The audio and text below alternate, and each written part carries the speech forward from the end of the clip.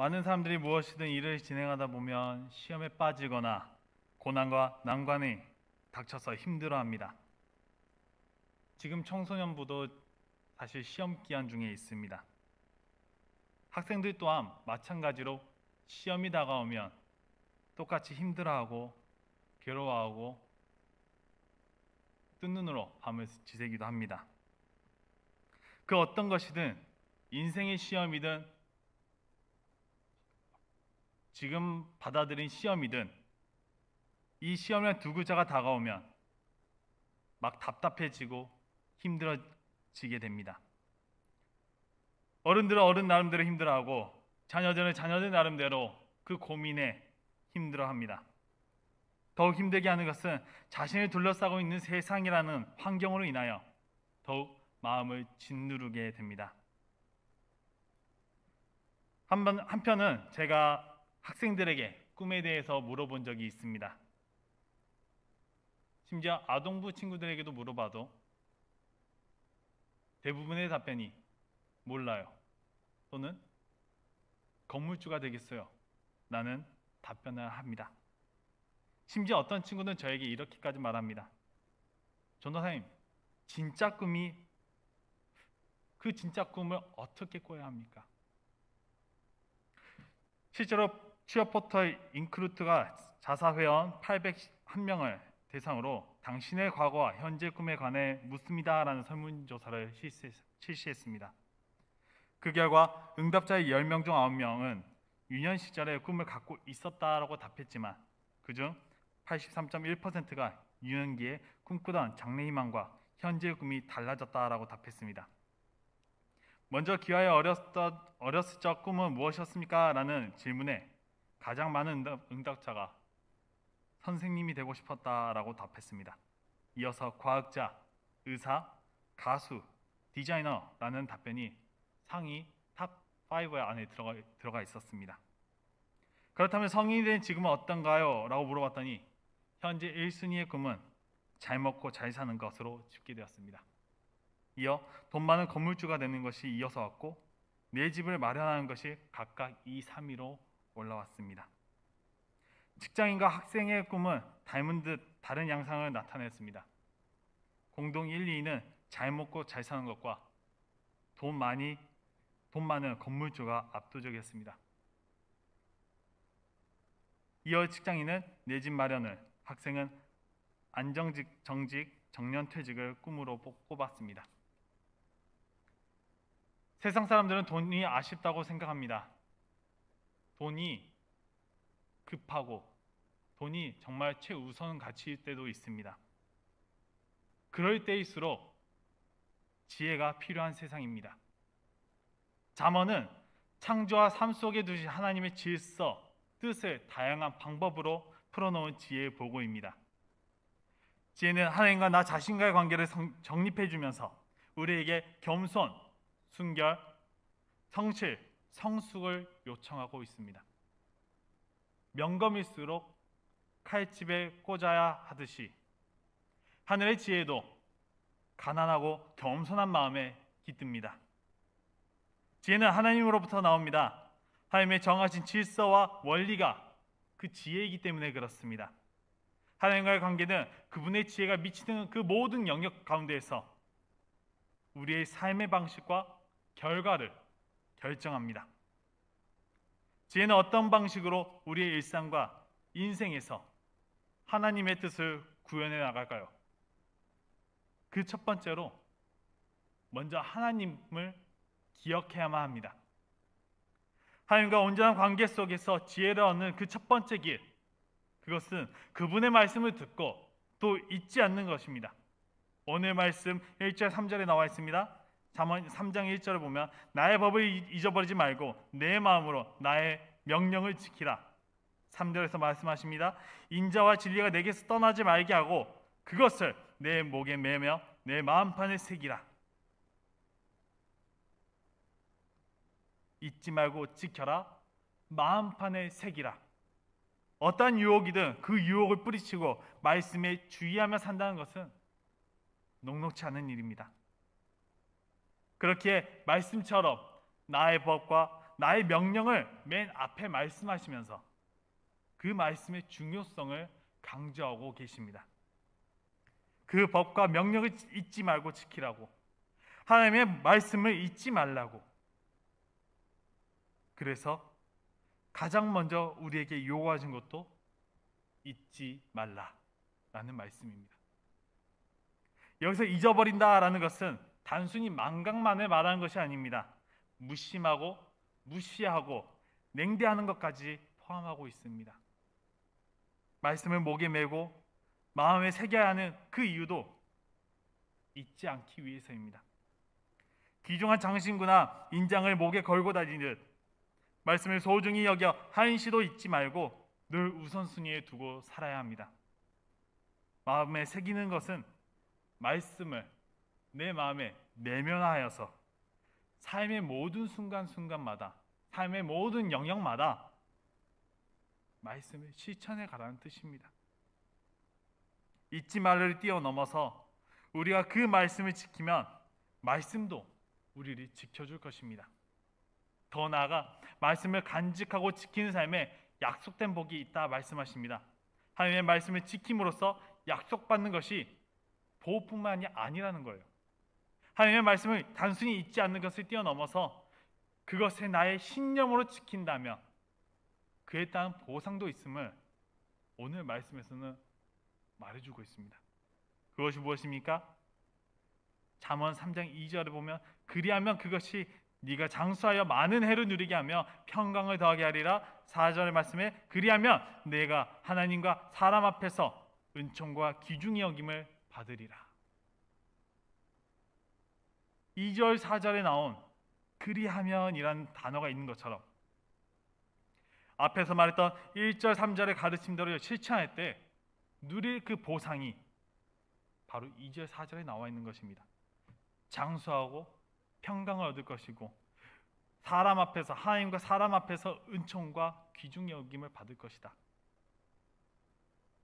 2절의 내용은 그의 인생에서 이루어지는 것이고 4절의 말씀은 하나님과 사람들과의 관계 속에서 이루어지는 그 복됨을 말하고 있습니다. 풍성한 나이들의 삶의 나이들과 외적으로나 내적으로 안정이 된 상태, 하나님의 뜻에 순종하고 신앙의 중심을 지킨 이들이 누렸던 축복이 바로 장수하며 평강을, 그 하나님의 축복이 임했다라는 겁니다. 솔로몬 또한 백성을 잘 다스릴 선악을 분별하는 지혜를 하나님께 구했습니다. 그 말이 주님의 마음에 들었습니다. 열왕기상 3장 12절에서 14절 말씀에 이렇게 말씀하시죠.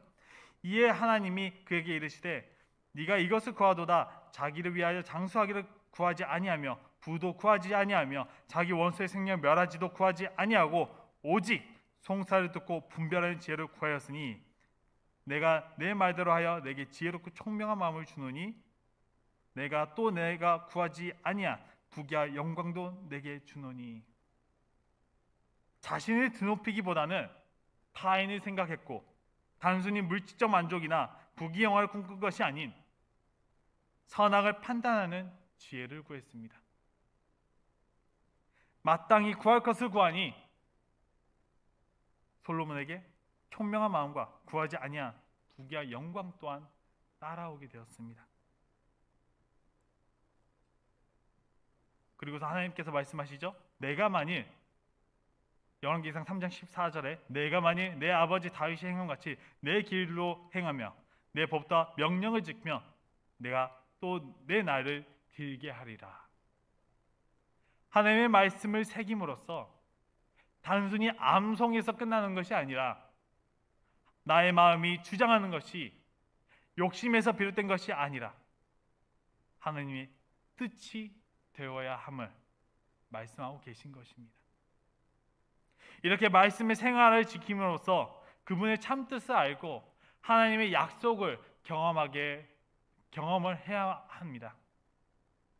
하나님의 길을 따라가는 것은 하나님의 조화로운 창조 질서에 순응하는 것이기에 복을 누릴 수 있습니다. 왜 그런가요? 전적으로 하나님만 신뢰하며 범사에 하나님을 인정하는 이들의 길을 주님께서 지도해 주시기 때문에 그렇습니다. 나 자신을 전적으로 하나님께 의지해야만 한다는 것입니다.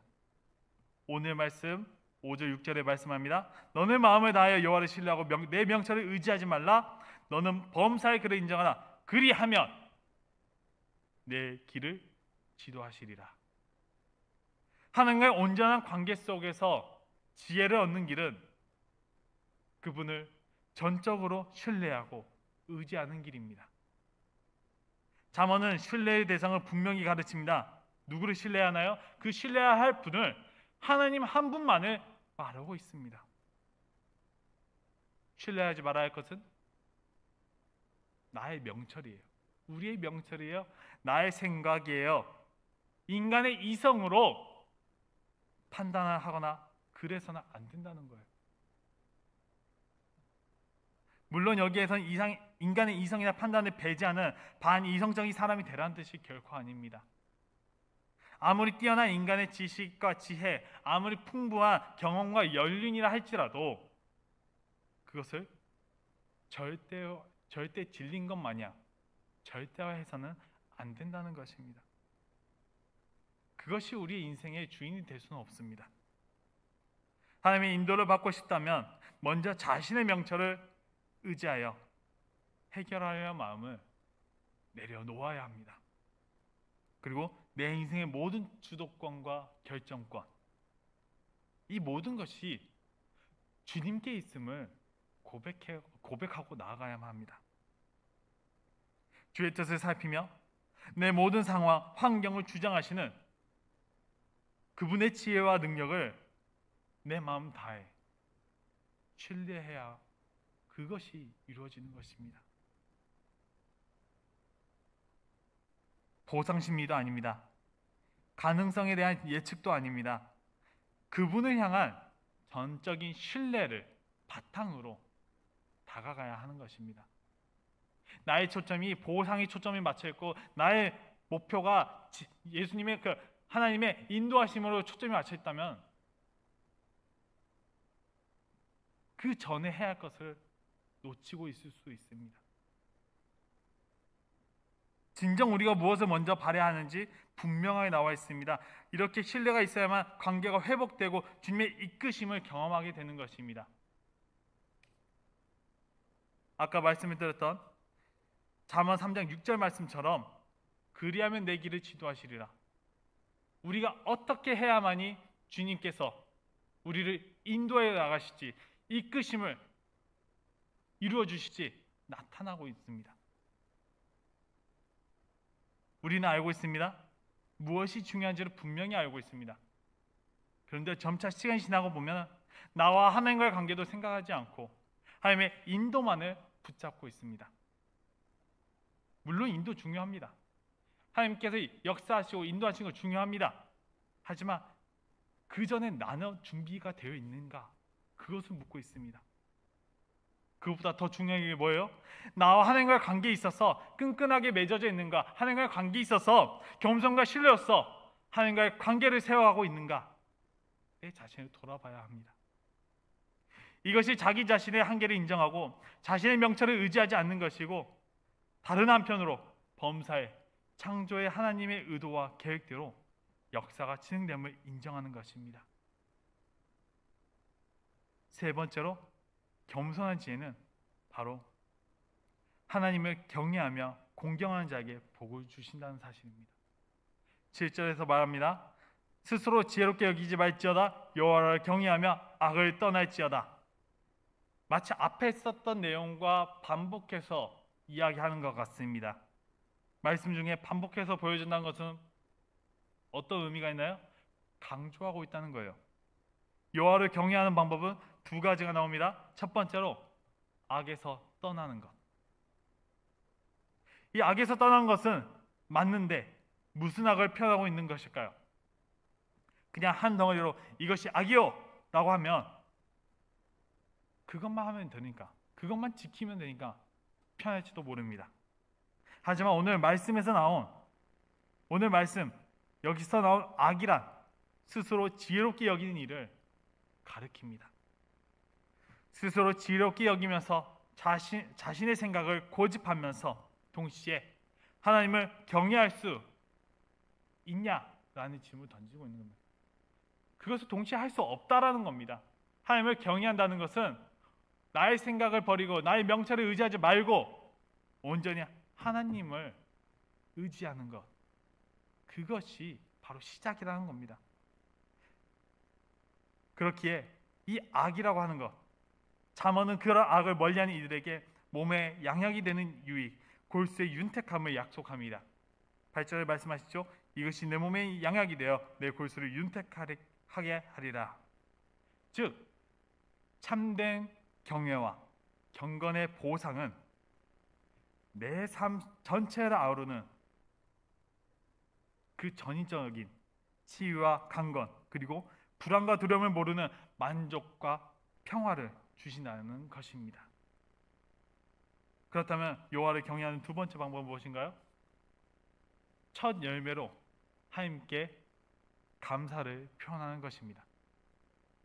이것이 경외의 두 번째 방법입니다. 첫 열매는 모든 소산물에 대한 최고와 최상, 대표적인 의미를 지니고 있습니다. 따라서 잠언은 우리에게 여호와를 공경하되 우리가 추수한 모든 소산물의 처음 익은 열매로 공경하라고 말씀하십니다. 이는 우리가 가지고 있는 모든 소유는 하나님의 선물이고 하나님의 은혜이며 하나님의 것임을 인정하라는 뜻입니다. 그 첫 소산물을 드린다는 것, 내 모든 소유와 소산의 궁극적인 소유권이 하나님께 있음을 인정하는 것이며 그것을 하나님의 뜻대로 사용하겠다는 믿음의 고백이자 응답입니다. 그러면 하나님은 더 풍성한 것으로 돌려주실 것이라는 것을 우리에게 약속하고 계십니다. 하나님께서 그렇게 약속하신 메시지가 이미 성경에 기록되어 있습니다. 10절에 말씀하십니다. 그리하면 네 창고가 가득히 차고 내 포도즙 틀에 새 포도즙이 넘치리라. 모든 성도님에게 하나님의 가득히 차고 넘치는 은혜가 있기를 간절히 소망합니다. 창고가 채워지고 포도즙이 넘친다는 표현은 풍요로운 수확을 떠올리게 만듭니다. 모든 것에서의 풍요로움, 하나님은 삶에 필요한 모든 것을 넉넉하게 채워주시고 넘치도록 갚아주실 것입니다. 마땅히 주님의 것을 주님의 것이라고 인정했을 뿐인데 내 것이 아니라 내가 지금까지 누리고 왔던 그 모든 것들이, 그 모든 순간이 다 주님께서 주신 것인데 단순히 그 하나만을 인정했을 뿐인데 주님께서는 우리에게 더 넘치는 축복으로 더욱 감사거리가 넘치게 갚아주신다는 겁니다. 하나님을 기억하라, 하나님을 신뢰하라, 하나님을 공경하라. 이 세 명령 속에 지혜의 길이 담겨져 있습니다. 인간됨의 본분을 지키면서 하나님을 참되게 예배하는 인생을 살 수 있습니다. 하나님과의 관계 맺기, 그것이 무엇인가요? 우리가 하나님께 인도하심을 받고 싶다고 한다면은, 내가 하나님께 인도함을 받고 싶다고 한다면은, 지도하심을 받고 싶다고 한다면은 나부터가 참된 경외와 참된 겸손으로 나아갔을 때 주님께서는 우리를 이끌어 주시는 사실을 잊지 마시기 바랍니다. 이것이 지혜의 시작입니다. 항상 주님을 생각하면서 내가 부족한 점은 없는지, 내가 올바로 나아가고 있는지, 내가 내 생각대로 내 판단으로 하고 있는 건 아닌지 다시 한 번 더 돌아보면서 주님, 주님의 뜻에 맡깁니다. 주님, 주님의 계획하심에 맡깁니다. 나의 인생을 이끄시는 주님이시여, 이 시간 이후부터 나를 계속해서 이끌어 주시옵소서. 그런 고백이 우리의 삶에서 계속 우러나올 때, 그런 말씀이 우리의 삶 속에서 계속해서 이끌 때, 주님께서는 여러분의 삶의 순간순간마다 하나님의 지혜로서 여러분을 이끌 것이고, 그 선택의 길에서 주님의 그 지혜로 인하여 그 삶을 더욱더 풍성하게, 더욱더 차고 넘치는 은혜가 있게 될 것입니다. 항상 주님과 친밀한 관계를 이어가는, 그래서 주님 안에 함께 거하고 나가는 우리 모두가 되길 간절히 소망합니다. 기도하겠습니다.